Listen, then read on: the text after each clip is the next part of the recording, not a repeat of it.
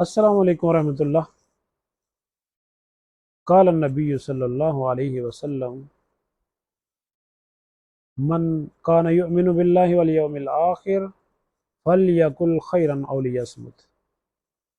نبی صلی اللہ علیہ وسلم نے فرمایا، جو اللہ اور قیامت کے دن پر ایمان رکھتا ہے اس کو چاہیے اچھی بات کرے یا خاموشی اختیار کرے، اور دوسرا فرمایا جو اللہ اور قیامت کے دن پر ایمان رکھتا ہے اس کو چاہیے اپنے مہمان کی عزت کرے، اور تیسرا فرمایا جو اللہ اور اس کے قیامت کے دن پر ایمان رکھتا ہے اس کو چاہیے کہ وہ اپنے پڑوسی کی عزت کرے۔